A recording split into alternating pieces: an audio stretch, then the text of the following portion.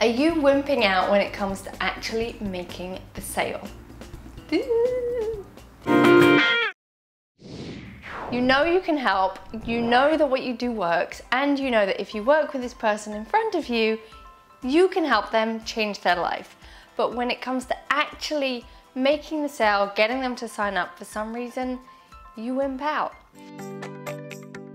So Alison wrote to me saying, "Hey Laura, I've been noticing a huge fear coming up around selling my programs. Every time I talk to a potential client, I back down and don't stand for them. It's so frustrating. I've looked at this from a lot of different angles and can't seem to find space around it. Do you have any thoughts on what I could do to move past this? I'm so ready to support people and get paid for it. Thanks, Alison." So Alison, I know you are not alone. I know there are many people out there who really believe in their work, but when it comes to actually getting paid for it, it's a whole other story. So how do you make that transition? How do you move past your own fear and actually empower yourself and, as you said so beautifully, empower your clients to make the decision that they need to make that is going to help them support their life? So the tricky thing about this whole situation, as you also so well said, is that you can't think yourself out of it. So even if you've looked at it from every single angle, the fear is in your body, it's not in your head. And yes, when you think about it, you can be making the fear worse. But if the fear is still hidden away somewhere in maybe in one of your organs or your endocrine, it's in your nervous system, then that's the place that it actually has to shift in order for you to be able to move past it.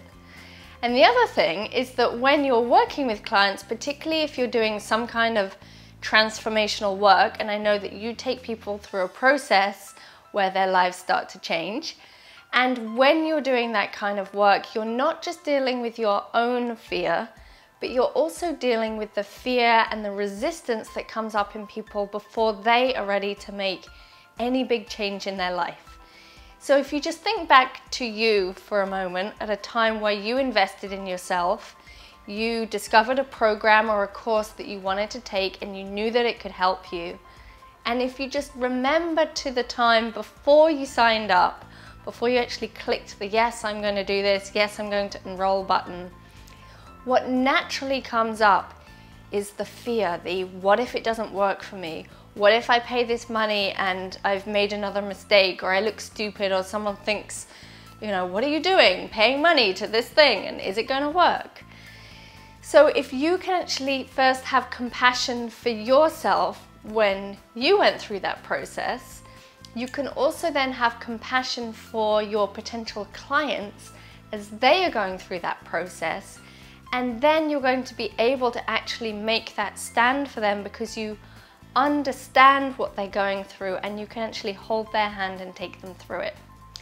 So we are going to do some links today to get your body to process some of that fear so that you don't get so charged when you're in those conversations, and to support you to be able to better communicate with your clients so that you can actually help them understand what's going on for them while they are going through that process of signing up for a program that's going to change their lives. The first thing we're going to do is get your body to process any grief in your chakra system.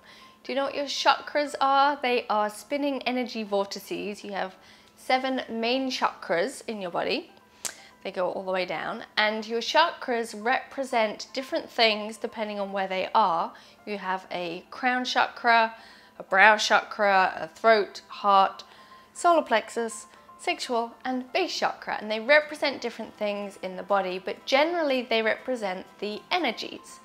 So we're going to get your body to look and see if there's any grief. So grief being the emotion of change, of letting go, of kind of saying goodbye to who you were yesterday. And that is going to link to disassociating you from the people who were your teachers when you were a student. So that dynamic that was set up when you signed up for a course or you were at school and you had a teacher who was leading you and you were very much in the student role, they were in the teacher role. So we're going to get your body to process and kind of shift that dynamic in you. And then in kind of parallel to that, we're going to dissolve the connection between you and potential wimpy clients.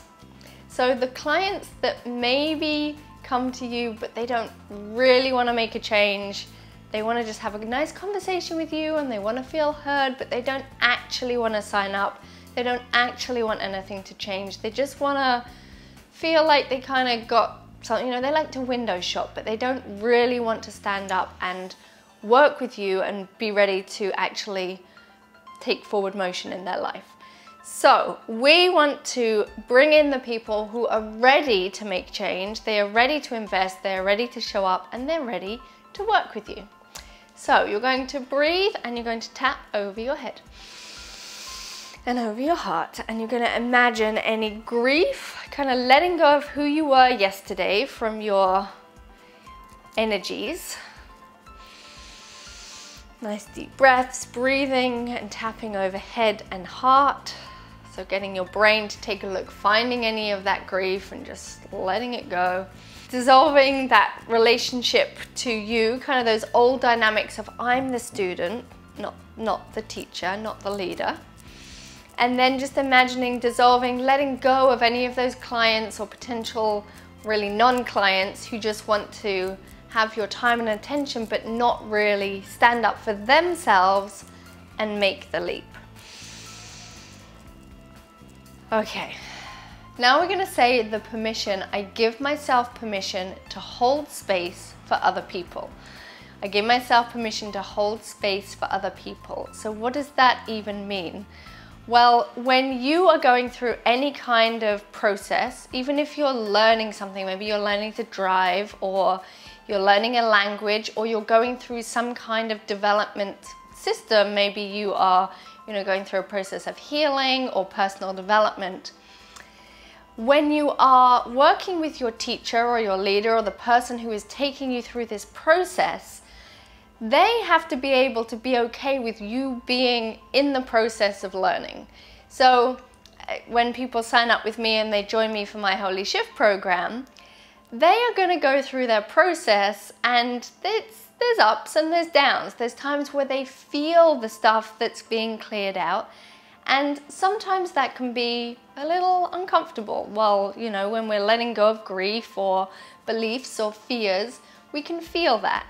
And so for me to be able to hold space for someone else, I have to be okay with them going through that process that might mean they're tripping over and then picking themselves up and trying again. So for you, Alison, and if you are, whoever you are and you are supporting other people to go through their process, you being able to be in you while other people are experiencing them is the key for people to know, I'm going to be able to trust this person to actually support me through this process. Does that make sense? So basically, the more you can be okay in your own process, the more you're going to support others to be okay going through their process. So you're going to breathe and tap, and we're going to say this phrase together. I give myself permission to hold space for other people. I give myself permission to hold space for other people. I give myself permission to hold space for other people. I give myself permission to hold space for other people. So if you are a leader, if you are working with clients and you are taking people through a process, you want to make sure that first and foremost you are taking care of you. And chances are you want to be in a program that is supporting you in your process. So in turn, as you are holding space for others, someone else is holding space for you.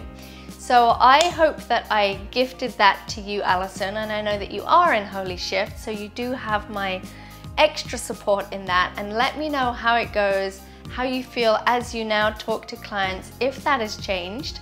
And I can't wait to hear the results that you got from people signing up and their results in their life, and thus we make a lovely trickle down effect to help support many people change the world. So now I want to hear from you. Leave me a comment at laurahainesfranklin.com. Let me know how that feels in your body and let me know if that made a change in your conversations with prospective clients. I can't wait to see you very soon.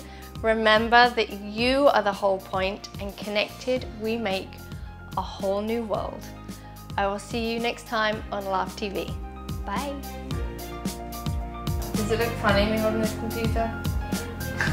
Yes.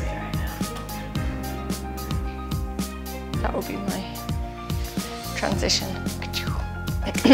Shh. Quiet on set. Quiet on set, everybody.